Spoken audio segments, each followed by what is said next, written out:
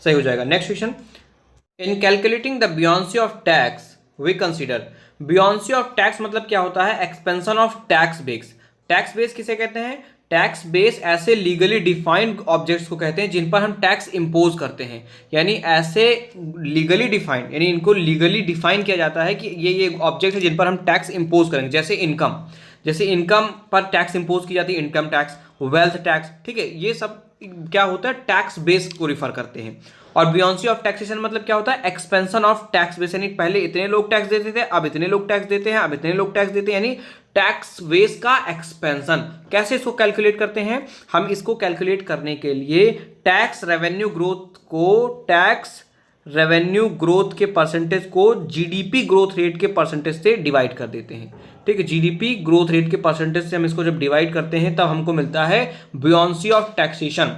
यानी GDP growth rate से यदि टैक्स रेवेन्यू रेट में ग्रोथ ज्यादा होती है तो हम कहते हैं कि वहां जो टैक्स है वो बियॉन्ड टैक्स है। यानी अब अगर जीडीपी ग्रोथ 5% है, ठीक है, और जो टैक्स ग्रोथ रेट है वो 15% है, तो जो बियोंसी ऑफ टैक्सेशन हो जाएगा वो 15/5 यानी 3% का हो जाएगा। ठीक है, यानी 3% का बियोंसी ऑफ टैक्सेशन हो जाएगा वहां पे। बात समझ में आई आपको? अब यहां बात आती है कि बियोंसी ऑफ टैक्सेशन में ये कब बढ़ सकता है, कब घट सकता है। तो इसमें एक आता है डिस्क्रिशनरी चेंजेस और एक आता है ऑटोमेटिक चेंजेस। ऑटोमेटिक चेंजेस ऐसे चेंजेस होते हैं जब गवर्नमेंट ने कुछ ना किया हो फिर भी टैक्स बढ़ जाता हो, यानी ऐसी कंडीशन में क्या कहेंगे हम कि जो टैक्स एडमिनिस्ट्रेशन है वो बहुत इफिशिएंटली काम कर रहा है, यानी गवर्नमेंट ने कोई पॉलिसी में चेंजेस नहीं किए फिर भी टैक्स बेस यानी टैक्स पेयर्स की संख्या बढ़ जाती है।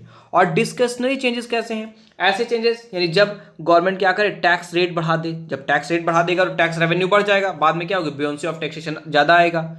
या गवर्नमेंट क्या करे, नए टैक्स लगा दे, कोई नए कर लगा दे, यानी पहला क्या मैंने बताया, अगर हो सकता है गवर्नमेंट कोई टैक्स रेट बढ़ा दे, टैक्स स्लैब में वृद्धि कर दे, तो हो सकता है टैक्स स्लैब में कमी कर दे और ज़्यादा लोगों को उसके अंतर्गत ले आए, तो हो सकता है टैक्स रेवेन्यू ग्रोथ बढ़ जाए। हो सकता है कि ये नए टैक्स को इंट्रोड्यूस कर दे तो आपका टैक्स रेवेन्यू जो है बढ़ सकता है। या इसने जो कंसेशन दे रखा था, जैसे कुछ लोगों को पहले से कि होता नहीं सब्सिडी दे रखते हैं कि आप इतने % आपकी छूट है, उसको गवर्नमेंट क्या करे, विड्रॉ कर ले, यानी उसको खींच ले वापस, तो आपका टैक्स रेवेन्यू बढ़ सकता है।